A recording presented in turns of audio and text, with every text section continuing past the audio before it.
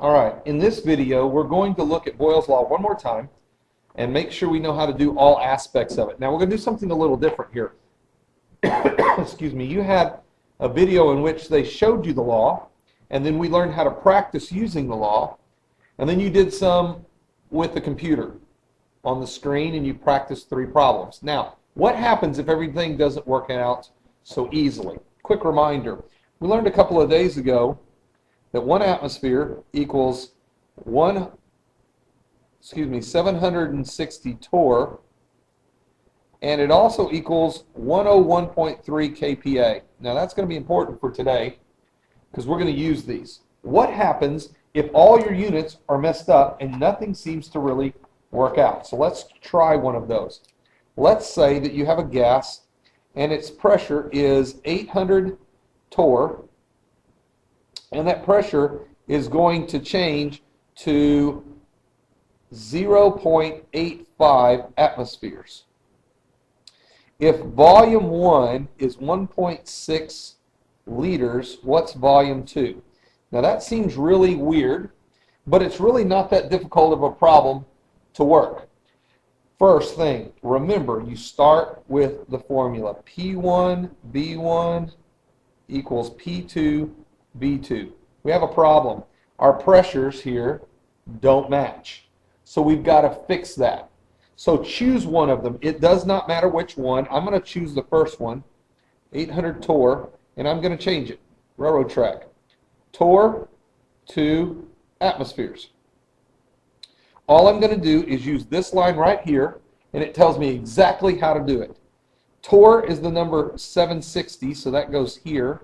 And the word atmosphere is a 1. The word torr is gone, simple railroad track. So if I take 800 times 1 divided by 760, it's now going to be in atmospheres, which matches this. So let me grab my calculator and let me do that real quick. 800 times 1 divided by 760 is 1.05 atmospheres. So I'm going to take this number right here and I'm going to make it 1.05 atmospheres. Now, if I plug that into my formula, let's see what we get for our answer. A gas has a pressure of 1.05 atmospheres. Its volume 1 is 1.6 liters. Pressure 2 is 0.85 atmospheres. And there's my X. What is the unit on my answer going to be? Well, if atmospheres matches atmospheres, then this is going to come out in liters. So again, it's just calculator work. I'm going to end up dividing by the 0.85 to move it to the other side to get X by itself. So it's going to be 1.05 times 1.6 divided by 0.85, and my answer is 1.97. Let me show it to you on the screen. 1.976, and we said, 1.97 liters. Bang, there's my answer. No big deal. If we were doing this on the computer, we have to check Sig Figs. So my original number, you go off your original numbers, that has 1 Sig Fig, 2 Sig Figs, 2 Sig Figs. So I go 1 Sig Fig. This would round. It would be 2 liters if I were doing it on the computer. This is what I would look for on my worksheets. This is what you would have to do to get full credit on the computer. Not very difficult. It's the same math. Now let's try another one. Not very difficult, but I don't expect you to get it after 1. So let me erase real quick. And let's try another. And somehow I got the end of that, so I'm going to fix that real quick. 101.3 kPa. All right, let's work another one. Let's say that we have a gas that's at pressure 1 is equal to, let's see, 1.63 atmospheres, and volume 1 is equal to 523 milliliters. Pressure 2 changes to 156 kPa. What is volume 2 in liters? Now this one looks a little more difficult. Everything's messed up.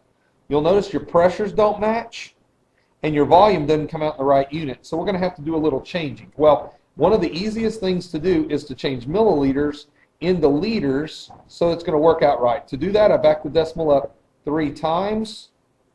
So that's 0.523 liters. All I did was back up the decimal 3 spots. So I'm going to make this come out in liters like I need it to. So that's an easy fix. Now the other problem I have is one of these needs to change into the other. Doesn't matter which one you change. I'm just going to take the top one real quick, atmospheres, and I want it to be into kPa. So atmospheres right here is a 1, and kPa is 101.3. If you haven't caught the pattern, here's how it always works. When you do a railroad track with pressures, 1 atmosphere, 760 torr, and 101.3 kilopascals are your magic numbers. They're what you need every single time to work the problem. Atmosphere's gone. Grab my calculator real quick. 1.63 times 101.3 and divided by 1, that's going to be equal to 165.1 kPa. That starts to run off the screen a little bit. Let me move that over. Okay, 165.1 kPa. Now I'm ready to work the problem. P1 V1 equals P2 V2. So I'm going to plug my numbers in and see what I've got.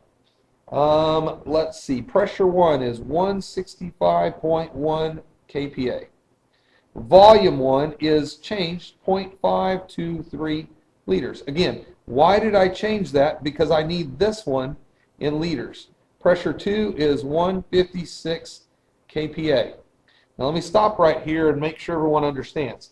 You'll notice that on the screen I changed atmospheres into kPa.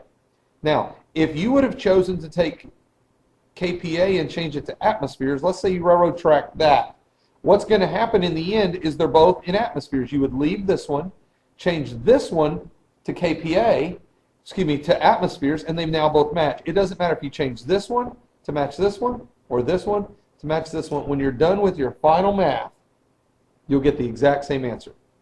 Now, the mathematics again, here's my x. I want it to stay by itself, so I'm going to have to divide by the 156 in a second. So I'm going to take 165.1 times 0.523 equals divided by 156. My answer is 0.55. What units? Well, kPa matches kPa, so it's going to be in liters. Now, that would be the answer I'd want on my paper, or you could actually put 0.6. On the computer, when you do some of your computer work, they go for Sig Figs, go with your original numbers. There's 3 Sig Figs here, 3 Sig Figs here, 3 Sig Figs here. So I'd have to go one more place. So if I look at my calculator, it's 0.553. Stop after the 3, but the next number is a 5. 0.554 liters would be the answer on the computer. Now, why would I give 2 answers? I'm not always wanting you to do Sig Figs all the time on worksheets. But if you're doing the computer, you want to get the best grade you can, you have to do Sig Figs. That would be the right answer to get full credit. Now, Boyles Law, P1 V1 equals P2 V2. Many of the questions you're going to see are word problems. When you do those word problems, plug in the numbers where they go as P1 V1, P2 V2. So you have pressure 1, pressure 2, volume 1, volume 2.